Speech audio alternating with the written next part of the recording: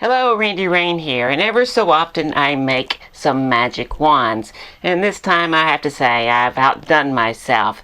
These are the best ones I've ever made.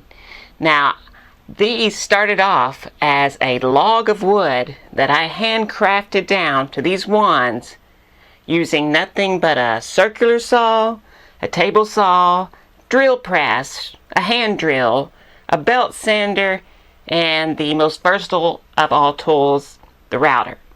I don't own a planer, I don't own a joiner, and I don't own a lathe. So let me show you how I do it, and let me tell you this crazy story. This is a piece of black walnut that was cut down and purchased from the side of the road in Rainbow, Texas, which is southwest of Fort Worth, which is west of Dallas, which is all in North Texas. It's over by Glen Rose, Texas, which is where all the famous dinosaur footprints where people mistakenly believe they're human giant footprints. It's not true, but this is way out in the country. This is farmland. Remember that these are just simple farmers. These are people of the land. The common clay of the New West. You know. Morons. So I don't have any fancy tools. If I did, I wouldn't have a place to put them. So the first thing to do is to cut the log down with a circular saw. This can be dangerous. There can be kickback here. You got to make sure the log is supported correctly so the blade doesn't bind. Even then, it could still be a problem. Look out! Just kidding. Don't worry. I got this. So now I need a good cut edge on my pieces to start off with. And I do that on the table saw. I take a piece of plywood and I run it through, trimming a side. Then I screw the wood to the plywood and let it hang over the edge at the point I want it to cut.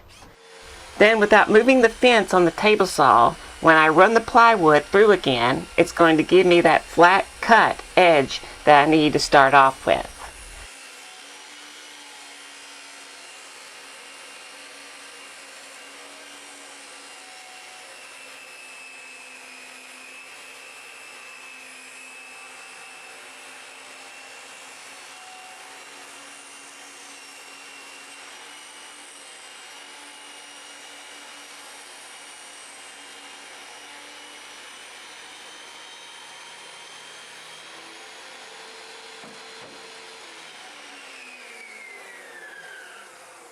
Now I can use that straight edge to further rip down the strips.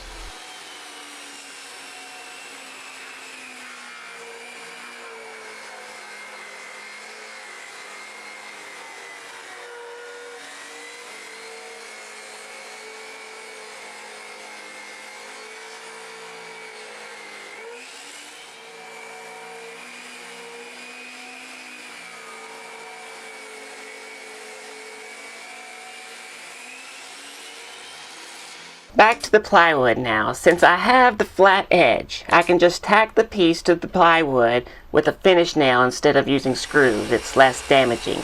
Then I can run the piece through the table saw, and that gives me two sides that are flat and square to each other. That's all I need to continue to rip the pieces down until I get stock that is square on all four sides.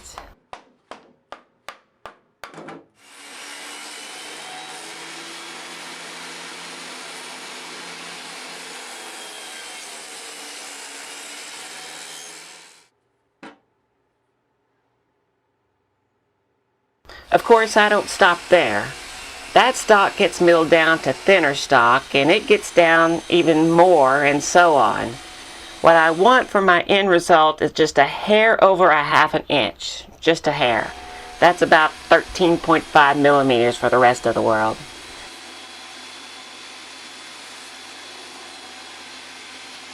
Then they get cut down to length, which needs to be somewhat longer than the final product. Somewhat longer. Now it's time for my cool little trick. I need to nibble away some of the wood at the ends. In Rainbow, Texas, they'd probably say waller instead of nibble. And now I just need to waller some wood away here. Anyway, this is for my designs at the ends. So not only does the sides need to be wallered away, it's best to do a little wallering away on the diagonal so it's less square and more round. It doesn't have to be perfect at all. Now comes the long and tedious part. I take 5-minute epoxy and mix powder pigments into it. Then I spread the epoxy all over the wallered out section. Okay, this is the last time I'm saying waller. My color palette is white, black, and silver.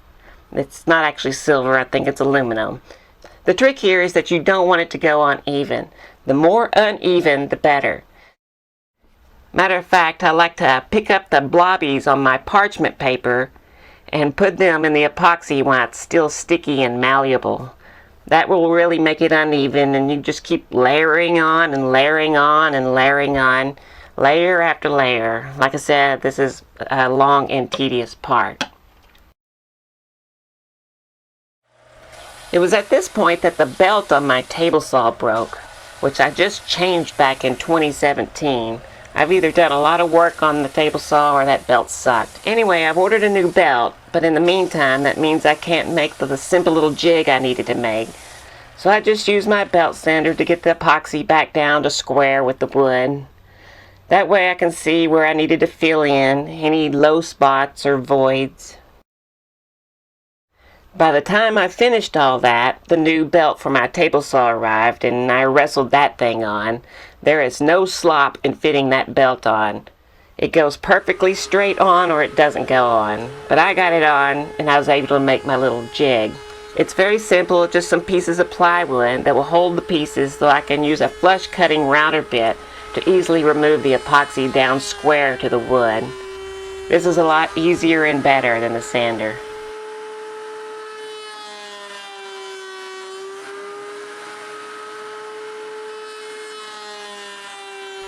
But there is more. This is why the first nibbling away of the wood didn't need to be perfect, because I was going to be cutting a kerf in each of the ends of the epoxy design on both sides.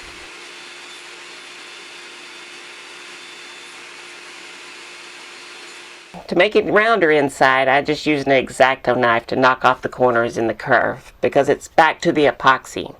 This time I'm going to mix a little copper and bronze pigments together, fill those curves, give it an antique brass type of look. Then it's back to the router to trim it back down flush. I use the belt sander to clean it up nice and smooth. So here's the moment you've been waiting for. Time to make these round. I set up a perpendicular wall on my router table, and I install a quarter round bit in the router. That's a quarter, meaning it rounds over just a quarter of the wood, but also in size, it's a 1/4 inch round over bit. The wall is placed in just a way so it perfectly lines up with the bearing on the router. Then the router bit is lifted up in the table just so that it's flush on the outer cut of the round over at the top of the table. This will allow me to make the sticks round. You come in shy of the end though, which is why I make them longer than the finished piece. Boy, did I make them longer. Anyway, you come into the router just shy of the end, and you take it out just shy of the other end. That leaves some of the squareness of the wood so it will track, and you can do all 4 sides.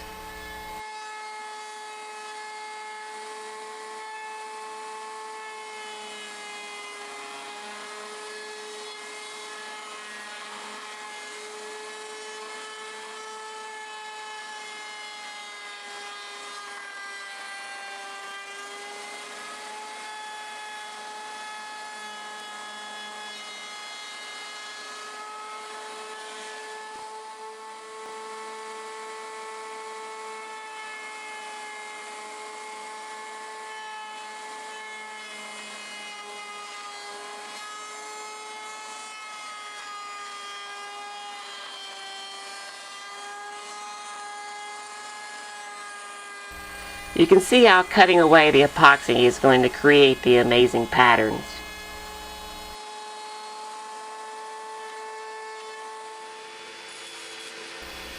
When I have them all rounded, I trim the ends to the length they should be. Well, not really, but I digress. Next, I made this little jig on my drill press. More on how to do this later, but this allows me to drill holes in the ends of the wands. I also made some little pegs out of the same wood and to plug these holes up, because the idea here is to put BBs in the end for weight. It makes it feel more like a baton. Make sure everything gets epoxy on them too, or they will rattle. I've learned that. But the BBs go in and my little plugs plug them up, and once the epoxy is cured, they are trimmed flush to the ends.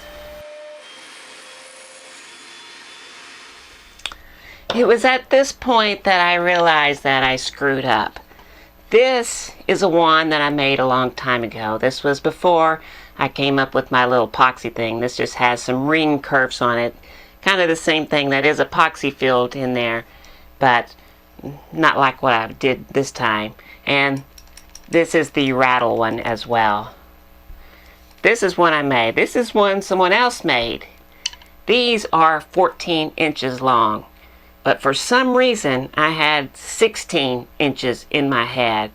And I made these wands, these beautiful wands, 16 inches. So, I had to do something about it, and because I couldn't live with that. Now, they do make wands already that break apart in the center.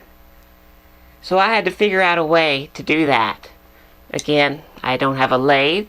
I don't have a milling machine. I don't have anything like that. But, like they say, necessity is the mother of invention. So I figured out a way to do it. Let me show you. Step 1. I need some more drilling jigs. What I did is stack and glue some blocks of plywood and clamp it to the drill press. I bore a hole into the wood the size of the magic wands. Then with some CA glue, I attach another stack of wood on top of it. Change out the drill bit and drill a smaller hole into the stack of wood. This will allow me to drill holes in the end of the wands, in the center, the best that can be done. And I need 2 of these because there's 2 different size holes.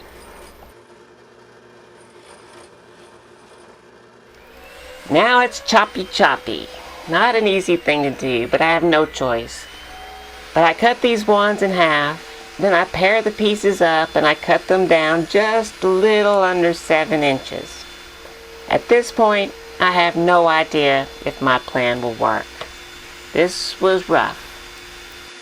Step 2 or 3, I don't know, is to make a mold. I first 3D printed this piece out. Then I poured silicone into it. That gave me this mold so I can make discs with holes in them. I used this onyx black plastic, poured it in, and I get my little pieces. I need 2 for each wand. Then step whatever, let some CA glue soak into one of the cut ends of the wand and let it cure. Then use more CA glue to glue one of the black pieces to the end. The black pieces are a little bit bigger, so I didn't have to be perfect, and they could be sanded down flush. Next, trim the black pieces on the table saw. Then take one of the drill jigs and drill a hole into the plastic and the wood. Then I grind down the head of a bolt, clean the burrs off, put some CA glue in the hole of the wand, and thread in the piece of bolt. That completes one side. That's the easy side. The other side, I use the other drill jig. It makes a bigger hole, but a shallower hole. This will be for the nut that goes on the bolt. The end of the wood is once again filled with CA glue and let cured. Then I take some epoxy and I put it on the nut and just inside the hole, making sure I don't get it anywhere near the threads or the end of the wand. I insert the nut, which kind of fits tightly, and I glue a back piece on the end with CA glue. Then I trim down the piece and give it a good cut in. At this point, the epoxy isn't cured, so I screw the wand together, and as it comes together, it pulls the nut up against that black piece inside the wand. Now all I have to do is put the wand in a place that will keep it straight, and when the epoxy cures, the nut will be fixed in the exact place that it needs to be. So, believe it or not, yeah, it worked, and all was left was sanding. First on the belt sander to get everything flush, then with some coarse sandpaper working it down finer and finer, ending up with some very fine steel wool. Then I wipe it down with some water, which gets the fine sawdust off, but it also makes the wood grain pop again, and it's back rougher than a cob. So I do it all over again, sanding and more sanding. Each time I wipe it down and it gets a little bit less rough and so on, and you do it enough times, it will just keep getting smoother and smoother. Then to sign the wands, I use my dad's old vehicle tag making stamps, and I heat them up, and I burn some letter R's in the end. Now they're ready for the finish. I like to just use this Howard feed-in wax, because I respect wood. I respect all wood. I respect pine, I respect walnut, I respect oak. Doesn't matter. This is great stuff, and it can always be reapplied at any time. You don't have to worry about any kind of lacquer or enamel wearing off. It also keeps the wood in proper condition. No sponsor or anything. I just really like the stuff. I really let it soak in and give it a good polish. It really shows the detail of the epoxy design, and I like that. And if you can't get this stuff, there's several similar products all over the world. So I ended up with 9 of the 11 that I tried to make. 2 of these didn't work out. I got to redo those. I also made some 12-inch blanks that I haven't done yet. But I have 9 good ones, and I gave 3 as gifts. And so I have 6 left. I made some bags for them. Some of them had this cool flame bag, and some of them have some of the material left from my flea circus. Anyway, you'll find these on my store for sale. They're $1 million. Not really. They should be, but they're not. They're a lot cheaper than that. Anyway, if you go to raincloudmagic.com, you'll find these for sale. So if you're interested, go check them out. So, do you know why magicians use magic wands? Well, I'll tell you. Because what you do is you make things vanish. You can also make it look natural to hide things in your hand. But don't tell anybody that I told you that.